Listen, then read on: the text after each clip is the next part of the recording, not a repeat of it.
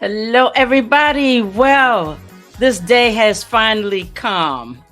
And I am so excited. I am ecstatic. I'm your host, Marco Levat, and we are here celebrating early celebration of International Podcast Day, which is officially taking place on September the 30th. But as I said, I'm your host, and I'm like a little kid at Christmas because I love podcasting. And today I brought on some women who love it just as much as myself. So we are going to get started. I see that all of the panel members are in the house. So we are going to go into our commercial because some people stepped up and we were able to go ahead and get some sponsors for this event, which makes me super duper happy. So I want you to pay attention to the sponsors. One stat that I want to bring to your attention: most people, when they are listening to a podcast, they listen all the way through. And guess what? They pay attention to the sponsors. Sponsorship in a podcast gives a lot of validity. So without further ado, let me roll the sponsors. And then when you come back, we are going to get into that panel discussion, Global Women Behind the Mic. Okay?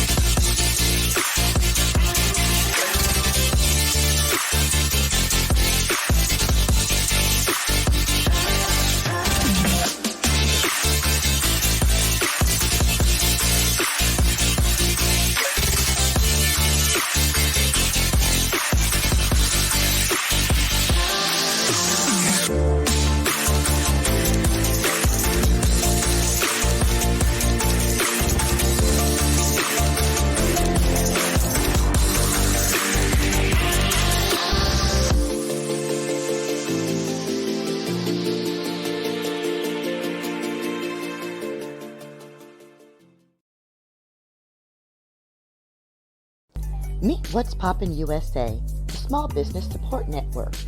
My name is Helena, but most people call me Lena. I'm the HHIC, Head Hostess in Charge. Don't know what that is?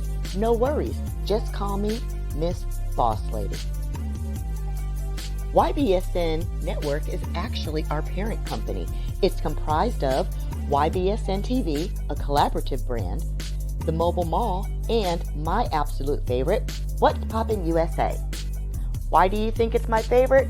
Well, have you ever been on TikTok, Facebook, Snapchat, Instagram, and seen all of those really cool items that small businesses make? Well, that's the reason why. And guess what? You can catch me every single Tuesday on our YouTube channel. I am chatting it up with those amazing small businesses that are here in the US and beyond. Maybe in person is more your style. Come on out to one of our events.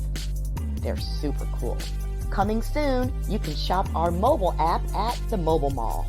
And if YouTube or going out isn't your thing, you'll be able to kick your feet up soon and watch TV on our collaborative brand network. No matter how you decide to support small business, go ahead and scan the code to join the What's Poppin' movement and keep up with what's poppin' near you.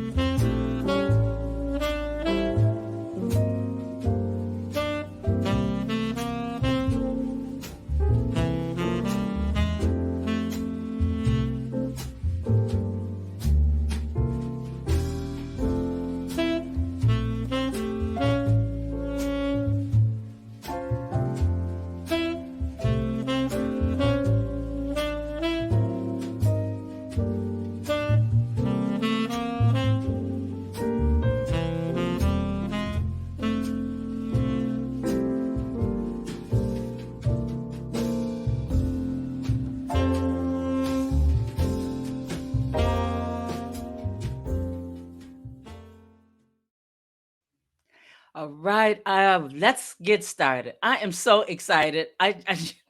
How many times am I going to say that? Not one more time. I'm just going to bring these panelists on. Let's add people to the stream. Oh, we're filling everybody in. Let's bring them in. Everybody is here. Dr. Pat, she made it. Let's get everybody on the screen.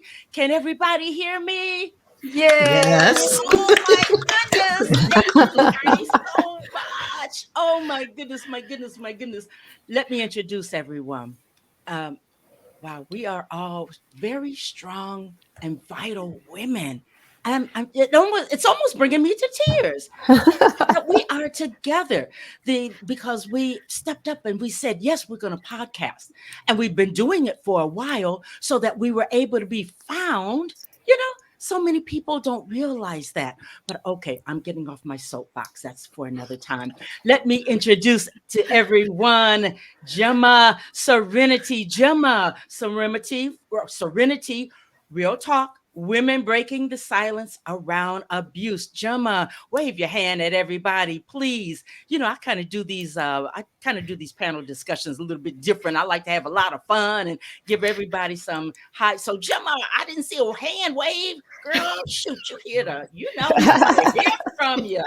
Oh my goodness. And Lila Nort, she is from Belgium. Yeah, the office memo. Oh my goodness. Dr. Pat Saunders, the Prof Life. Ooh, I'm so glad that you ladies are here.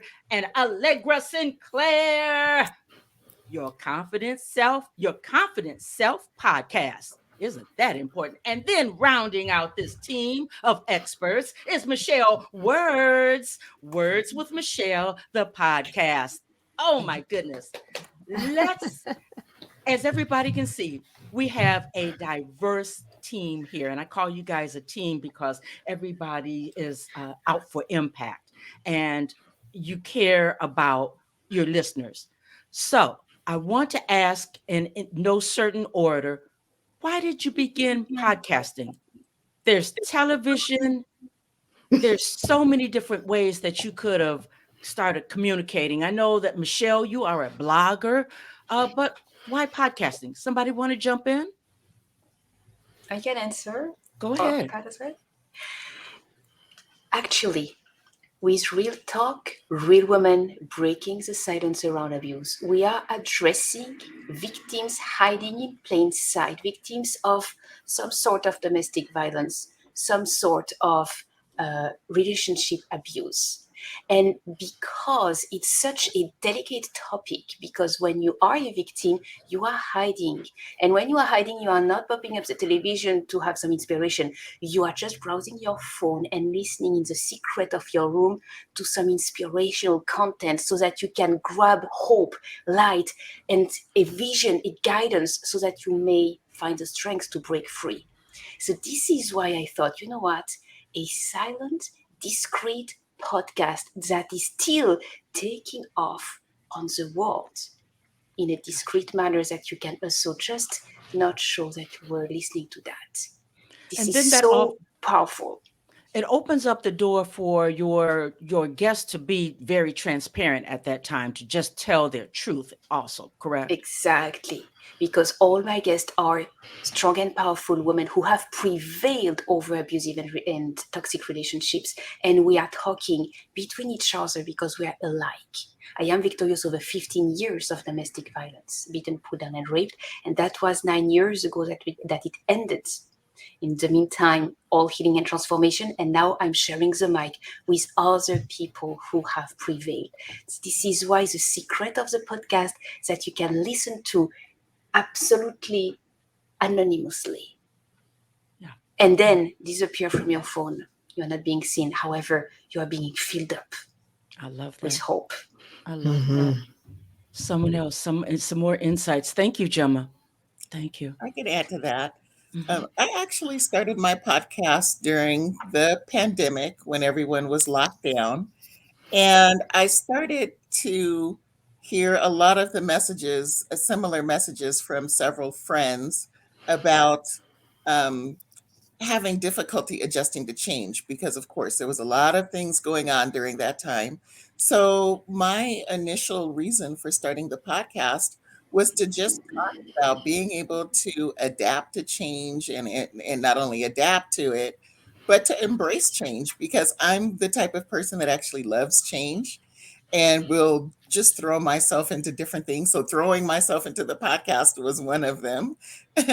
But what appealed to me about podcasting also was because, as Gemma said, you can kind of you still feel like you have you're behind the scenes a little bit. That there's you're not being completely exposed. You're being exposed, I guess, intellectually or emotionally, but I guess I like the fact of podcasting that I didn't have to get in front of the on stage, with cameras and all of those things. The funny thing is now podcasting is totally turned into having to have, record and YouTube and being live and all of those things.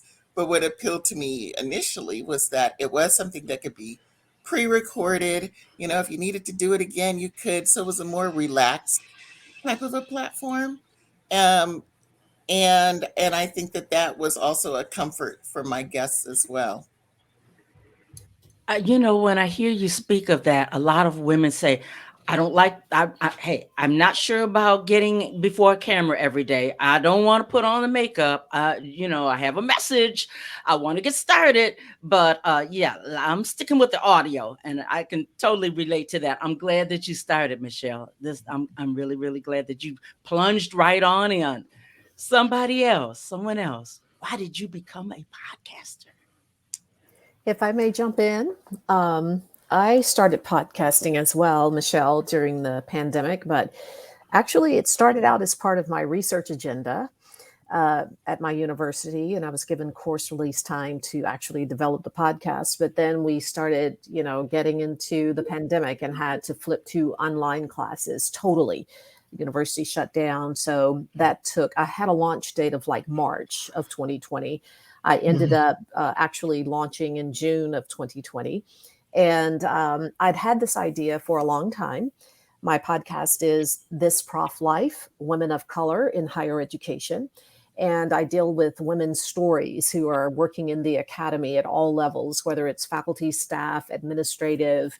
And I allow them to tell the successes, but also the challenges. And we have a lot of solutions and we do a lot of sharing. And the purpose of it is to empower women of color in higher education. And because they are a part of the academy, because our experiences are sometimes quite different from other people who teach and or administrators. And so I was just really interested in doing this because I'm a former broadcaster actually, but have been in the academy for 23 years now. And as a tenured full professor and chairing a department and seeing what it took to get there, I wanted to hear other women's stories too. And it's been quite successful. I've been surprised, I guess, by the response to the podcast, because I think I researched it before I actually launched it, and there wasn't anything out there like this, talking to women who looks like me or other women of color. And so it was an opportunity to put their voices on the stage and to allow them to tell those stories. And a lot of times people would think it was about griping or complaining, or it's going to be a whining podcast. And it's actually not. It's about how well these women are doing and some of the adversities that they've overcome. So I was so proud last year during a Broadcast Education Association conference. The podcast actually won Best Long Form Production, which was validating for me, and also for the women who have shared their stories with me. But I love audio anyway. I was, as I said, a broadcaster, but I worked in news and I was an anchor and a news director, and I also teach it in the academy now. So this also keeps my skills sharp, but I just love audio because we do create the theater of the mind. We create the theater of the mind. I love that because they in the audience, they are inviting us into their space. Wow, I never want to forget that. They are inviting us. Dr. Pat, thank you. And I'm so glad you and Michelle, you decided to just dig right on in. You had done research. You're not a newbie to the arena, but you got started. And look at what's going on in your life. Thank you for joining us here today. Two other women. I can't wait to hear your stories because I see a common thread. Go ahead, Lila. Well, actually, I started my podcast for a completely different reason. I'm a podcast producer, and so I have clients, and I produce podcasts for them. So it would have been a nice idea to start a podcast myself. So I started the Office Memo, and it's about podcasting. So we give tips for entrepreneurs and small business owners, but also it's called the Office Memo because we want to make sure that bigger companies also start podcasting. For example, an internal podcast for a better communication with their employees, or a recruitment podcast, which is of course right now a big topic because a lot of companies are not finding the right personnel. So a recruitment podcast could make that difference. You can show really what your company's values are, and what a candidate can expect. So yeah, that's why I started the Office Memo. My clients are usually women, of course, and they're very powerful coaches and therapists. And I find it very difficult podcasting myself. I'm a big introvert, so for me, audio only is perfect.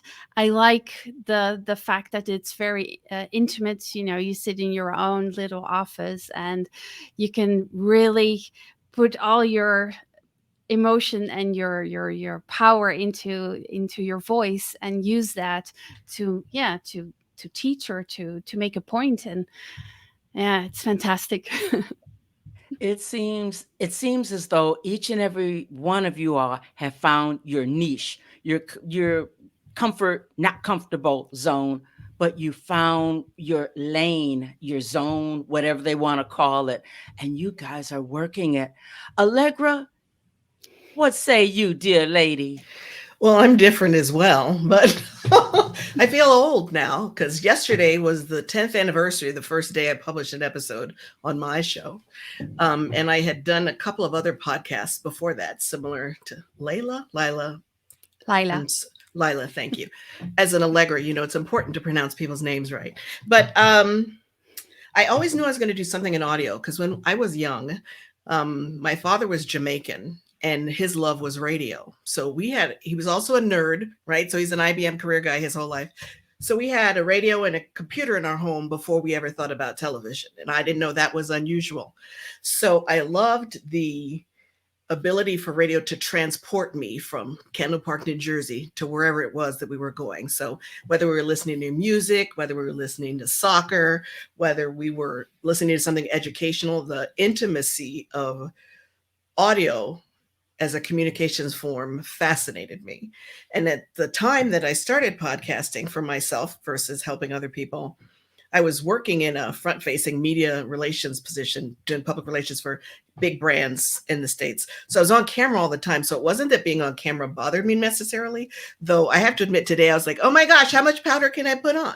Right? But it wasn't that being on camera weirded me out. It was just that I craved the connection that I think comes from somebody like inviting you into their ears.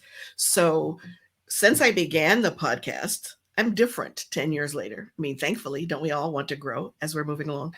So the podcast is the same voice, but it's providing different things. So I started the podcast because I had something to say and I was curious as to whether anybody else would be interested in hearing it.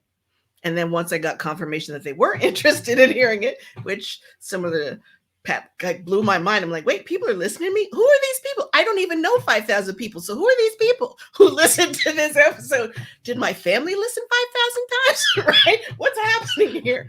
But once I figured out the power of that intimate voice, it kind of changed me and changed how I wanted to show up. So I know that there are a lot of people who are all about video and podcasting, and I'm so comfortable saying, yeah, no, miss me with that. For me, it is all about that audio and intimate connection.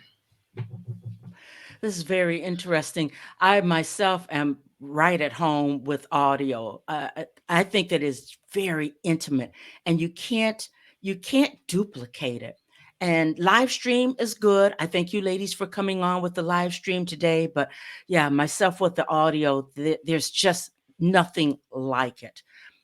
This takes me into a question that I didn't have on the sheet. I do tend to get unscripted at times, but listening to you ladies, how important and why you became podcasters, how important is it to you that women look upon you as a role model? I know back in the day there was a important sports figure who said that he's not a role model. I beg to differ even to this day.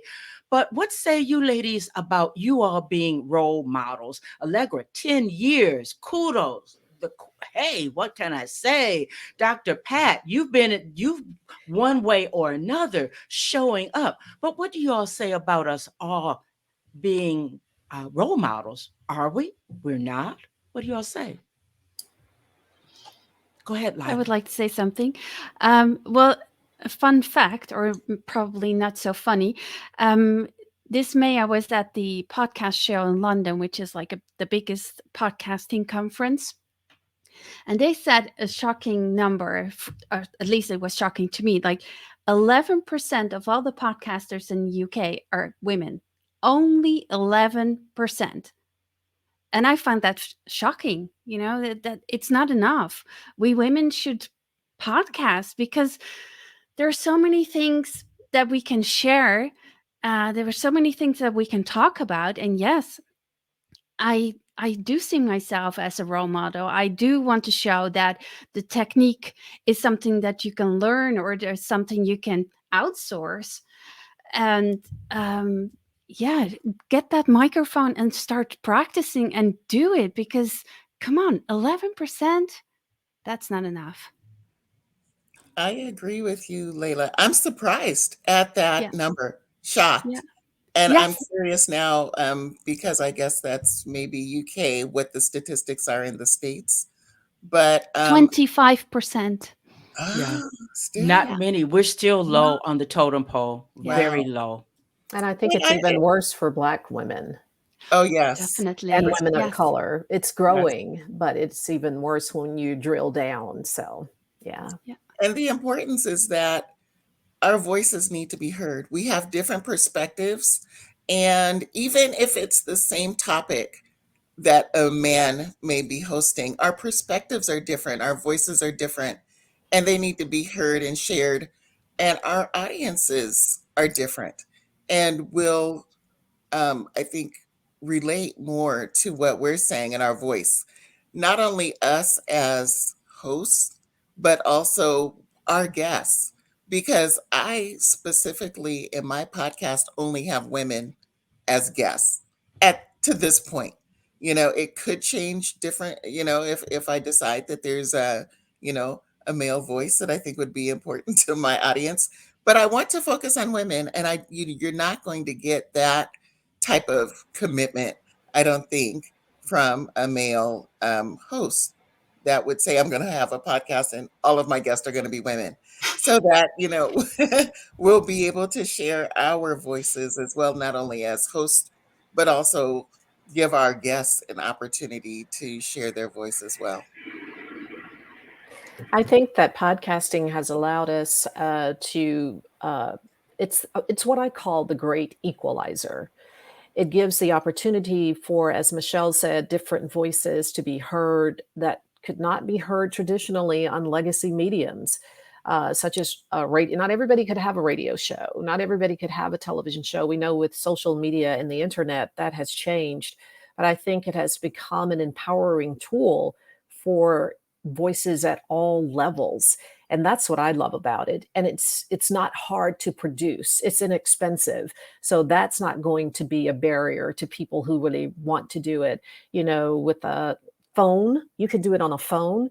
and with a built-in microphone and got started. And then as you begin to proliferate and make more money, you can then go bigger, as Lila is with a producer or something like that. But the beauty of podcasting is, and especially for women, is it's just a very inexpensive entryway into the world and sharing your voice for whatever topic it is. Go ahead, Gemma. I wholeheartedly agree with all of you. 11% is a staggeringly low number. I understand that in the US it's 25%. But honestly, when we are women, we have a duty to show up, to raise our hands, and not only that, to not care about the naysayers, to speak up, because we are attracting our tribe, we are attracting our supporters, we are attracting our audience, and everyone has a voice and everyone deserves to be heard by their audience. And the fact that the audience is overlapping on each other, it's totally fine. Nobody is cannibalizing anybody anyway, meaning that we all have our place. And there is nothing like, because I'm a woman, and even worse, a woman of color, I shall keep silent. I would say the contrary. Because I'm a woman, I speak up. And because I'm a woman of color, I speak up louder, right? I also think that I believe that the number is disproportionate. Absolutely, women versus men. But I also wonder, who did you ask? Because sometimes if I'm in a room and there's 20 men in the room and I ask 20 men a question, I'm going to get a male answer. So sometimes I look a little bit askance at the research, because I'm like, guess what? If you hang out with the same people who you already know, you're going to get the same kinds of answers. So I believe that the numbers are probably a little bit higher for us, but not high enough. And that's part of the problem. Why aren't we included more, right? Why don't they think more about voices outside of theirs? I'm in a podcasting mastermind. We always talk about Bob, because every time they want to do a podcasting survey, they ask Bob, well, what about Linda and Gemma and Layla, right? But they always ask Bob what Bob thinks. So then the results are skewed by Bob. But I think when you talk about being a role model, my first thought was, I don't know if I'm that. But what I do think I am is a living permission slip to do something that they want to do. So if you're telling yourself you can't be a podcaster because all the podcasters you see look different than you, okay, well, you can be a podcaster who's different, right? You can be tall, you can be short, you can be whatever it is that you want to be. So I think if I broaden the definition of role model to that, yes, I'm really comfortable saying that I'm a role model in that way, in that I just don't believe in limits. And I have endured enough loss that I don't have a lot of fear anymore. So from that perspective, I'm like, oh, okay, I'll call myself a role model. If it encourages somebody else to show up and tell their story, then yes. But I'm with, I think it was Charles Barkley, right, who said that. I'm with whatever sports person said I'm not a role model. I'm like, you kind of are, but you get to decide what that feels like to you. I like that. I like this conversation. And it was Sir Charles.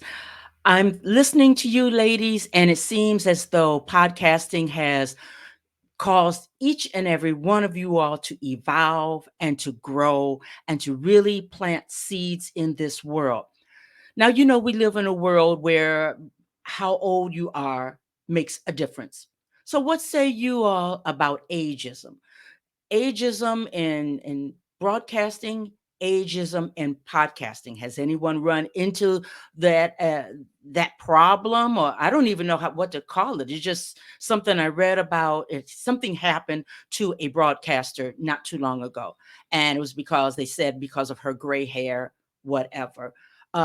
What say you all to podcast? Is that valid? I mean, does that happen to us female podcasters in podcasting? Oh, you're too old. You better go on to wherever because you're washed up. You're done. What say you ladies to that? Can I answer that one? Yes. I mean, this is very inspiring. Thank you, Brenda. I have white hair and I'm 43 years old. Only one time I went live on Facebook and I told for 10 minutes my story. And I got one comment. Oh, pretty lady. And right after, oh, old lady, like a arc. And I was there, what? Hey, respect. Do you know what it takes as a life experience to go through all those white hair? Do you know what it takes in terms of hardship? Do you know what it takes to be built through the fire of life? No, you don't, because you're probably, I don't know, 15 or 16 years old. You consider like it's just impossible to be that old. Please. So what I'm going to say about that real question about age. What can you do? Nothing. So why even consider that as a factor? That is my answer. Wasted energy. I actually tried to make it an empowering position. So when I started my podcast, my target audience was women.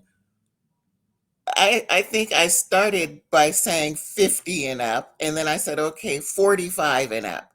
Um, and so that was my audience because that's who I am. And that's who I wanted to speak to. So, I've relaxed it a little bit because I also think that, the wisdom that we have in our age group is something that should be shared with younger people so that they can have experiences earlier in life.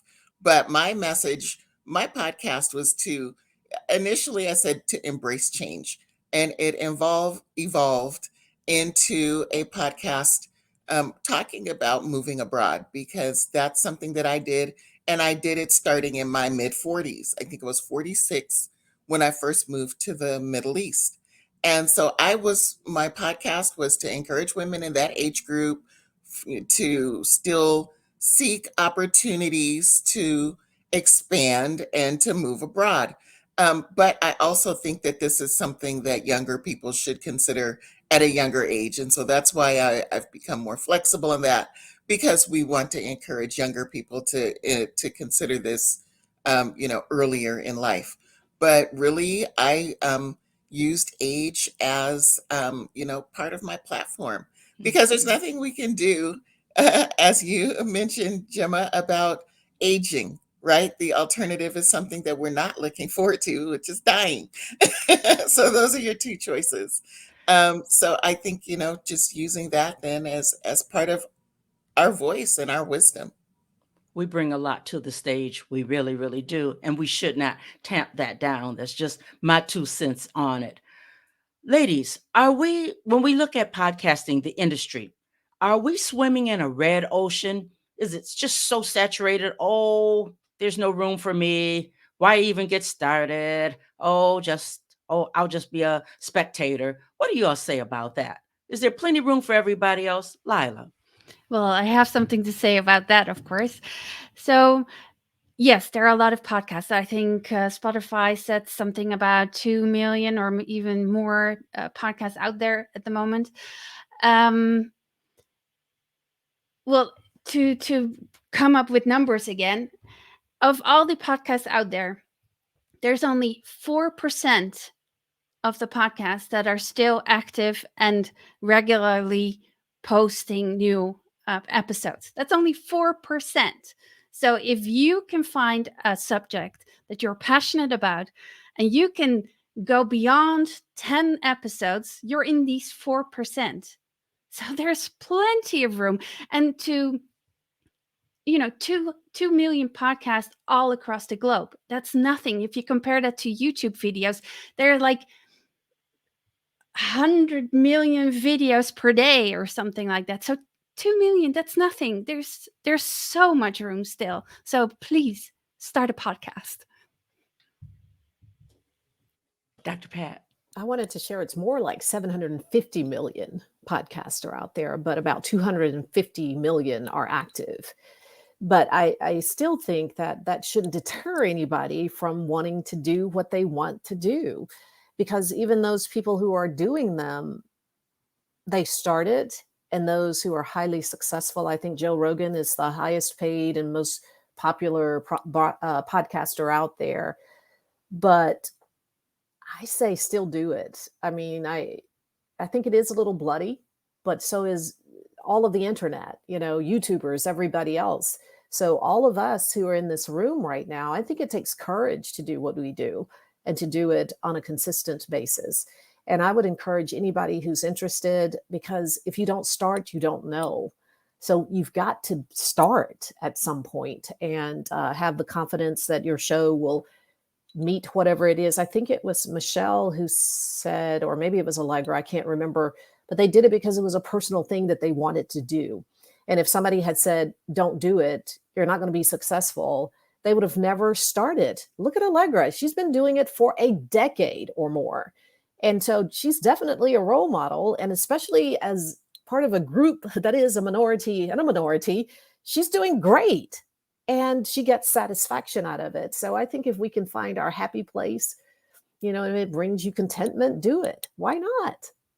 And who knows, you may be the next whoever is doing a successful podcast. You never know. You never know. You never know. I think it was you, Dr. Pat, who said that, it's wide open because of the medium itself is wide open, and it's a game changer that levels the playing field if we put in the work. And I'm adding that part to it also. And I think Lila was onto something too, if I may interject here. If we sit and look at her as a producer who, there aren't a lot of females out there who can do that. So look at her. She has her, it parlayed her into doing her own podcast, and she's making money doing her production end of it. So I always encourage women people, period. I love people.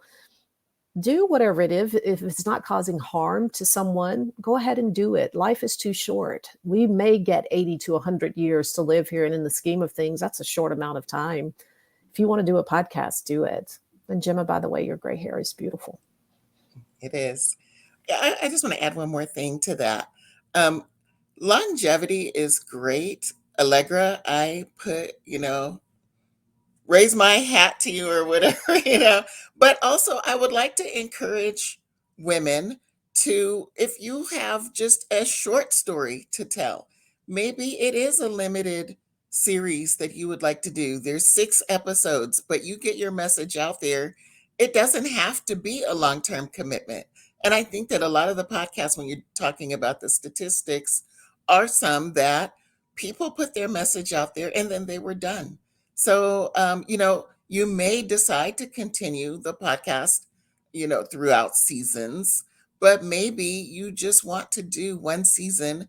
And I still would encourage you to do that, because then your message still can touch someone else. I totally agree. Find your why. Maybe longevity is not going to match up with what you're supposed to do in this world, but match up your why, get the grit and the gumption and the inspiration and the know-how to go ahead and at least get started. I just have one final question for you ladies, and I need to hear from each one of you. What advice do you have for others looking to become a podcaster? If there's one, because we already stated the numbers of the women. We are Black women as a whole globally. We are in a minority number getting started in this and staying in this arena. So what say you to each and every woman that's looking to get started? I think you were just touching very lightly on it. You have to understand why you want a podcast. So there were a number of people, don't hear shadedness. There were a number of people who started podcasts in the pandemic because they were bored, but they didn't really have a story that they wanted to tell. They kind of didn't know why they wanted to do it. They just kind of gambled about like a bunny. And hey, if that was encouraging you and helping you connect with people while we were locked in, truth, no shade. But if you want to start a podcast, why do you want to start it? So my advice is to be very clear about who you want to talk to, why you want to talk to them, and then how you want to serve people, because that's what helps you get past pod fade, right? A lot of people start podcasts, but there's a scary amount of people who don't get past episode number 7 because they didn't think before they picked up the mic what they would talk about in episode 8. They had like 6 episodes worth of stuff, but they said we're going to be here for a year doing an episode every week. So the why is very clear, and you can see in your mind who it is that you're talking to and why you want to serve them. it helps you keep going because you're so very clear about what to talk about. I never run out of topics. I run out of time, right? I run out of a lot of other things, but I don't run out of things that I want to talk about because I'm so clear about why I'm doing it. So I think excitement is great, but also have a plan. What are you going to do in episode 12 if you're doing 12 episodes, right? I would really chime in on that one, Allegra. For sure. That was my first exact answer. When you know why you start, when you know why you continue, when you know why you do not stop, you know what you say and who you talk to as a guest, if you are bringing on guests, and as an audience, even though you have not seen them, like Allegra, like, I have 5,000 people watching, listening to me. Who are they? You have to have in mind whoever you think you are talking to, because the people are going to match that and recognize you as an influencer when they are exactly your perfect audience. So those reasons that is a driving force from within, getting you up the morning, getting you up every week, organizing everything, interviewing potential guests to say, okay, so do you match exactly what I have in mind? Yes, you are in. No, keep on looking because you are amazing, but not on my show. Perfect. Everybody's happy. Because when you are also on the other side and you're on audience side, you are exploring all the name of the podcast and then all the title of the episodes. It has to speak to your heart. So when you think also on the other side, you want to make sure to match with exactly, clearly what you bring on the stage. No shotgun approach. No scattergun, shotgun. I'll just spray myself everywhere. Somebody will pick me up. Let's not do that. Correct, Gemma? I hear you. I hear you. My advice would be ready to work, because it looks easy, but as Gemma and Allegra shared, knowing your target audience, having an avatar for who you're speaking to, because audio is about intimacy. And it's as if you're talking to one person, whether you're talking to a million, but you're always talking to one person, right? But get ready to work. Like right now with a full-time job, I am still trying to produce that podcast. I'm a solo producer. So it's driven me to a point now where I've got to have someone to assist, but it's the consistency and the frequency. If you set up a schedule, make sure it's one that you can maintain. Mine is every 2 weeks, but then when I took on a new role at the university, I found that, that was almost not manageable. So I had to come to the conclusion of, you got to tell your audience what's going on, which I did. And I'm honest with them. And they've still been supportive, but be ready to work. Podcasting looks really easy and simple, but as Allegra said, they get to episode 7, and what 8 is going to be about. You're in a quandary. So what I even did before I even opened the mic was I had at least 50 topics to talk about, and then some subtopics with that. I identified the first 5 people that I was going to interview, and I did that. I went ahead and interviewed all of them and had them in the can. And then I was able to release every 2 weeks, schedule to release every 2 weeks. That gave me 2 months of additional prep time. And I also try to go by my semester schedule so that I can have some downtime. But the advice I think the ladies have hit on is know your target audience, have that avatar of whom you're talking to, determine how long what your subject is. And because I started out as an hour, but I could see my statistics, you got to know how long people will listen to your podcast. So I've broken it down now to about half an hour to maybe 45 minutes. If it goes longer, I break it into 2 episodes. And know that people are riding the bus or they're driving normally to work or taking a commute. And that podcast needs to fit within that time window. Also have something that's going to catch their attention. And I went into, I don't know if you all, Clubhouse, I don't hear a lot about it, but I remember going into one of those rooms, and one guy who was highly successful at YouTube and a lot of media things, he said, tell me what your podcast is about. I thought I knew. And I started telling him a couple of sentences. He said, you need to break that down into 1 or 2 words. And your podcast is about women empowerment. I said, you're exactly right. So you've got to know what the podcast is about and what you're talking about. And yeah, but I would say too, it's not easy if you want to do it well. Well, Takes a lot of practice. Go ahead, talking Lila. about doing it well, I agree with Pat. And one of the things that I advise my new client is to write up a list of at least 20 episodes, subjects, because then you have an idea of what you're going to talk about, and you can break it up into sub episodes. But I would say produce good quality podcast with a good audio sound, so a good microphone. If you have a lot of background noises, people will stop listening because it's annoying, especially if they're in the car or in the train and they're listening and they hear lots of background noises. They will just stop listening, and that's a waste. So I would say get a good microphone. It doesn't have to cost a lot. The one that I have is under $100, so, and it works perfectly. So a good microphone, a good place to record, and at least 20 episodes already in your mind before you start. That's it. Michelle, you want to round this conversation out? Yeah, well, I think that they've pretty much covered it. It is more work. I think the first hurdle is getting those first episodes out. That can be overwhelming. So I think that it's very encouraging once you start to get your message out and you start getting feedback, then that gives you a little bit more, energy to continue. But it is a lot of work because it's not, there's the steps of, if you have guests, you need to secure guests for your podcast, the scheduling with the guests, the actual recording, then, any post production, editing, and things like that, and then the marketing. So, and most of us are doing this on our own. So there are a lot of steps, and that's why it is important to remember your why, know who your audience is, so that you can keep focused on that, and that will keep you going through all those hurdles.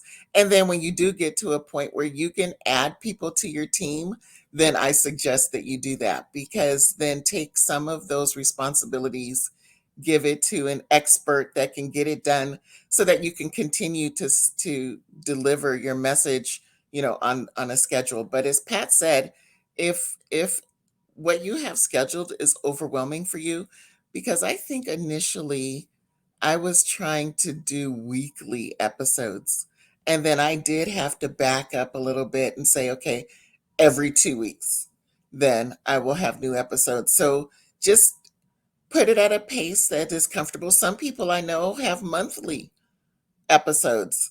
So if that works for you, then that's what you do. But once you've committed to that, then you commit to your audience, and continue to deliver your message. Well, I tell you what, I have learned from you ladies just in this short span of time that we have been together. I promised everybody an hour, and we are coming up on that hour. So, what I was going to do on the back end, Dr. Pat and Allegra, Michelle, we're going to have to table that for another time, because I do want to hold everyone to an hour. I thank you, ladies, for coming together and opening up to what it really looks like to be a female podcaster. It's not an easy thing. It is not. And you found that you really have to be true to yourself? Is that where it really begins? Being true to yourself? I promise that's the final question. That being true. Yeah, I promise. But that just came to me because I'm just thinking, how can we be effective and impactful to others if we as they say, faking the funk ourselves? What's one final question? What say you ladies to that? I think if I was going to add two other pieces to what keeps you podcasting, right? Because we talked about advice for getting started. I think it's important to have a community of people who get it. So other people who are podcasting. So, because podcasting can feel lonely, right? It's you alone with the mic. I'm not saying even if you have guests, right? Your piece of it is pretty solitary. So it's important to me that I have a community of people who understand what it is that I do, even though their podcasts are very different, to keep me sharp, because I don't want to get sloppy and I don't want to start producing content that's my audience deserves better, right? So I think it's a community. And the other piece of that is the system. Because if I have a system of this is how I do things, and I have to write stuff down, right? So it's like, here's how I work with my guests, right? Here's how I set my podcast website up, right? Here's how I create the post, right? I have systems for all of those things, because then I'm not winging it, and then I'm not having to get creative every time I do it. So it's easy for me then to focus on the important part, which is me showing up as me. And it enables me to say no to things. Because after you've podcasted for a bit, people are going to suggest things to you. Oh, do you want to participate in this? Or, oh, do you want to have this person come be a guest? Or in my case, I always have guys telling me, I really need a guy as a co-host. Have you ever listened to an episode, honey? No, really. Have you ever listened to an episode? I clearly don't need a guy, right? But it's easy to use the ruler of what my systems are to say no to things that come up. Because you have to say no to good things in order to say yes to great things. So my community helps me stay fire. We talked about that before we got on here live. My community of people helps me stay fire, and learning systems that work for me are important pieces to keep me going. You're on mute, Margot. Gosh, yeah, I'm just, you see, I'd gone into this. I'm just still in the conversation. I'm glad that you brought that up, Allegra, because we get started, but that thing of pod fade is very, very real, and burnout.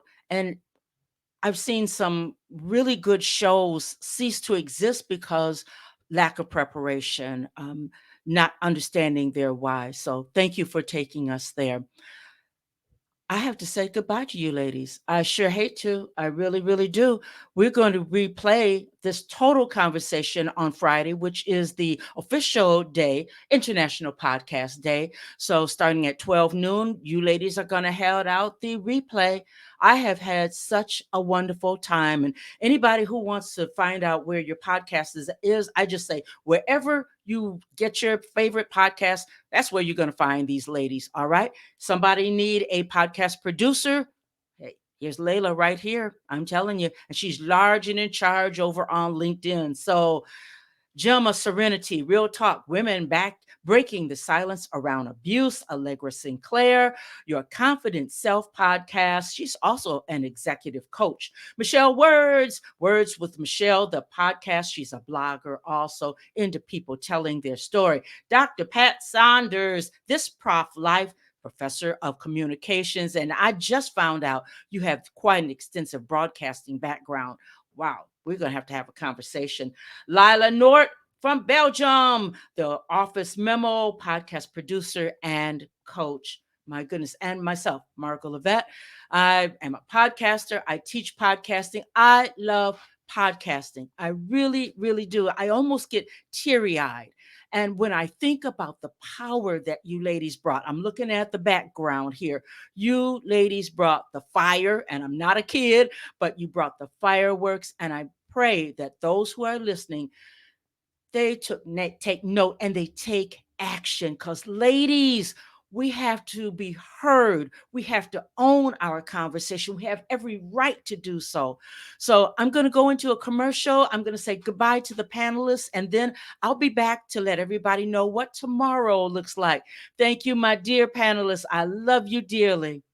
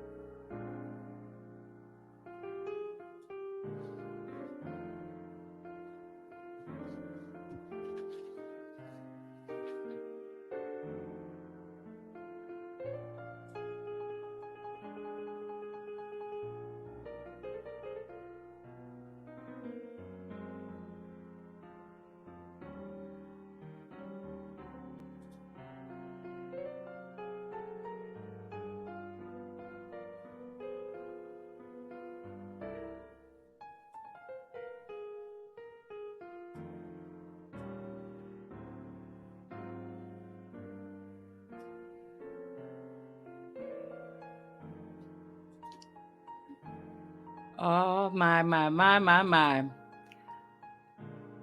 I'm loving that music. And I'm glad that you had a chance to see the overlay for what's up for tomorrow. Let me kind of pull that down a little bit. Background music. Feeling kind of jazzy right through here, most certainly. But tomorrow, our celebration of podcasters, it continues on. As a matter of fact, we are moving into podcasting while Black. Yes, I'm bringing on Nagalia Desra Vines, who is the CEO, the founder of WOMEL, a corporation that houses WOM Lead magazine. It is a leading women's leadership magazine. She's coming on, and as stated, we're going to talk about podcasting, the business. It is a business for sure.